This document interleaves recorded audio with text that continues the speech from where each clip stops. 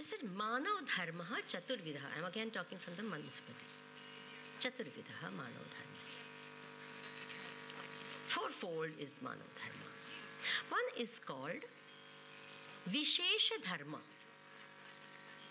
What is Vishesha Dharma? According to your status or position in life, age and position, you have certain dharma, duties if you want to call them, which come unasked. For example, if you are a student, what is your dharma? You can't say, I want to be a student and not study. Some of us want to do that. We want to become students, but we don't want to. No. If you're a student, you have to study. I have come here and become the speaker. What will I have to do? You have come here as what? So you had better. You understand? That's a dharma. Now you came, you chose to come here. Having come here, you must become a shrota, not a sota. Okay, you must become a shrota only because you've come here. I will help you to be a good shrota by asking you questions, trying to wake you up from time to time. But you have to become a shrota. That's your dharma. That's your duty. That's your Vishesha Dharma. My Vishesha Dharma is to come here, but that is not a dharma which is 24 hours with me, depending on the position. The minute I get down from there, I can say I'm in Maunam. But if I come here, I can't say I'm in Maunam. You understand? I have to be the speaker for that. This is called the Vishesha Dharma. I'm not bringing too many technical words like saying Varna, Ashrama, Dharma, etc., etc., but just to understand that depending on your age and your position, you have certain duties which come unasked. Duties always come unasked. Please remember that. And another thing, please remember, following duties is always thankless. What? If you're a student and you study, is someone going to thank you for that? What else can you do? You better study. But nowadays, for little things, thank you. Thank you. Someone gives a glass of water also. And the ghar mein, 50 times, every time someone gives you a water, thank you. Why thank you? Isn't it? And it's interesting, a lot of times we just do it. It's a habit that we formed. Thank you, little things. Sorry, thank you, excuse me, thank you, sorry. No? And it doesn't have any connection within. The same person grows up and tells the parents, what have you done for me? Haven't you heard that? I mean, for that little, someone gives a chocolate, we say thank you. Then you say, Auntie, thank you. And then they say, what a well-mannered child. And that same child is going to grow up and say, what did you do for me? You have done nothing. Hey? You understand? So we teach children how to say thank you, not how to feel grateful. You understood the difference? Yes? Saying thank you and feeling grateful, that is called dharma. Not that. This is outer manifest, as I said, in knowing and doing both. So therefore, this is called Vishesha Dharma. Depending on the position where you are, what you do. Then there is called Asadharana Dharma. Asadharana, these words are not difficult, okay? Sadharana, ordinary. Asadharana, extraordinary. Because of that something extraordinary that you have certain duties. Because you have that extraordinary thing. It may be a talent, it may be some material thing, and that's why you have a duty. For example, a person who is rich, what is expected out of him? That he gives. Is it true or not? Someone, a very rich man, he says, what is this? Just because I'm rich, everyone is coming to me? So the man said, yes, exactly. If you were a pauper, why should we come to you? Exactly. Yes, because you're rich, we come to you. Otherwise, we wouldn't. It happened to me. I was on the railway station in India someplace, and one beggar came to me and asked, So I said, I'm in the same trade as you are. I also go Bhiksham Dehi, and you are also. I said, you should never ask me. You should ask the person who is with me. They carry all the money. You ask them, they'll give you the money, you know. So you must, when you have, yeah. So this is asadharan. They have something which is there. You come to me, whatever little knowledge I know of dharma, that I can give you. But you say, give me money, I won't have. Have you understood this? Now, for example, typical, and that's what you do at home also. From the kitchen you get in the good old days. Are chotu ke pita. Good old days, I said. Haresh or Harish or whatever name. Are jara aao ne. Please come. You're asking the husband to come. Why? A burni khulti nathi. This box doesn't open or something. Why? Or this is too heavy, I can't. So the man feels so good about it. I always tell the woman, please make them do all that. They feel so good, you don't know. They feel so, mara vagar kai chaltud nathi ghar ma cho. You can't do this also. Don't worry, I'll take care of it. You. Very good. Jesus. This is all simple ways of keeping harmony at home.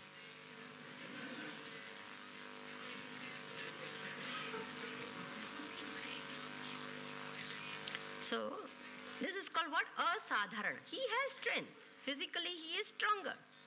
Bhagwan has made a man stronger physically than a woman.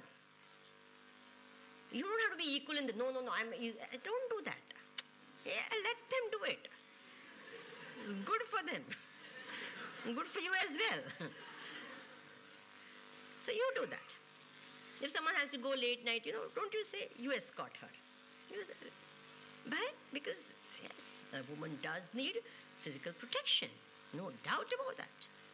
So this is called asadharana dharma. It's expected of a man to, yes. Just because he is a man, so it becomes his duty. Just because, does it not happen, the person who sings well, everywhere, why don't you sing some bhajan? Don't we do that? So why do you keep asking me? Because you can sing. And unfortunately, it always happens that people who don't know how to sing want to sing. All the time. No, I want to. Hey, Baba, not you. Let this one do. So, asadharana dharma. Have you understood?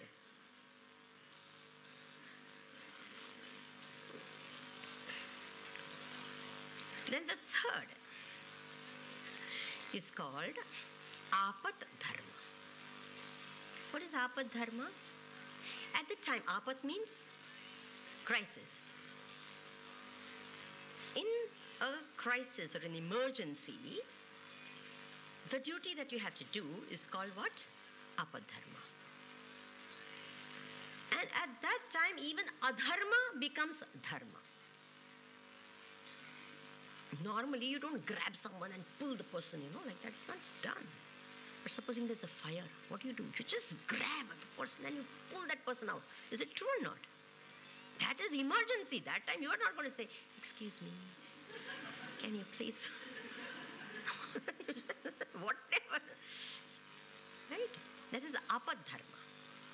Emergency. It happened when in India, when the freedom movement was going on, the young people who were studying in universities, and they left their studies. They said, what is the use of all this degrees if you are going to become what? Slaves of the British government. There's no point in studying and becoming one more clerk in their offices. That's not what they left. That was their apat dharma. But now we have university dropouts for no reason at all. That is not dharma. You get it? What is apat dharma? So adharma becomes dharma at that time, for that time. Unfortunately, a lot of times people take these things out of context and make it into dharma. Like, for example, some people have this notion. It is very clearly said in the Vedas, Maunsam na bhakshet. Do not eat meat. Very clearly said. Then they'll say, some rishi, he ate. But where was he staying? He was in the middle of the jungle. And you are staying where? In the middle of vegetable plots. Now why did you have to go and... Are you understanding? So Apad Dharma cannot be called. I know there are so many people, who say, Swami Vivekananda would eat fish. Why can't we eat? Yeah, you become and do half the things Swami Vivekananda did. Then start eating fish. Krishna Bhagwan married 16,008. If I marry 2, what's wrong? So one saint told this man, you say 16,008 he married. He's saying, first dance over Kaliya Naga. That serpent, forget, dance. They look at a Kaliya Naga, they'll faint here. A cobra, king cobra comes in front of them. What will happen? You do all of that, then do. So out of context, if it is given, or the Apad Dharma is made into what? I'll give you typical examples, or Apad Dharma, or for specific time or a specific this, it is given as a allowance, and then that is taken as what? Normal, as a norm, then that's wrong. For example, see, for people who have this gambling vasanas and all the time want to, this. So, it was said, okay, if you want to gamble, on Janmashtami day, you can gamble. Now what has happened? On Janmashtami day, it's a ritual to gamble.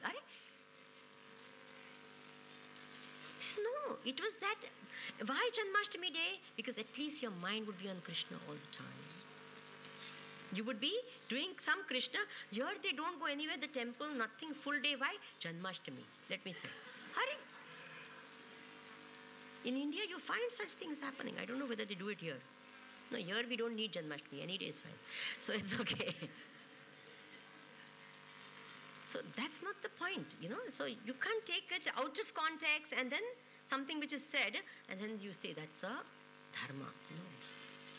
So, Vishesha Dharma, Asadharana Dharma, Apad Dharma, and the fourth is called Samanya Dharma.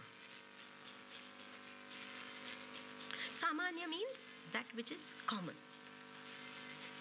The common dharma. That doesn't depend on time, circumstances, things like that. And that means values of life. When do you follow values of life? All the time. This is Samanya Dharma of everyone. You can't say, no, I will be truthful because I am a politician. No, that's where it never happens. But, I will be truthful if... No.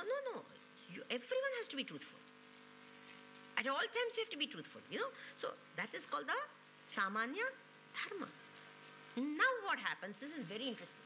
Have you heard a lot of people say all religions talk the same thing? Say yes or no. Do you believe that? No, everyone's scared. Yes, most of you believe that, right? Yes. You say, Swamiji, even in this religion they say you must speak the truth. In Hindu Dharma also they say speak the truth. In Islam they say truth, speak the truth. So all religions say speak truth. And I tell you, you don't need a religion for that. Do you need a religion to say speak truth? You mean to say only people who follow religion speak truth? Yes? No?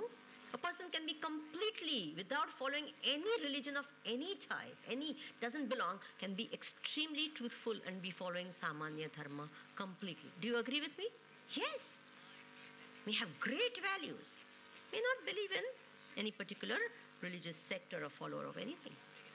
So when we say all religion, what are we talking? These values are always, there are something called universal values. And universal values are universal. It applies to all people at all times under all circumstances. It existed 5,000 years back, will exist 5,000 years later. That won't change. Speak truth, will it change? Yes. Whether people follow it or not, but the Siddhanta, the principle will not change. Agreed?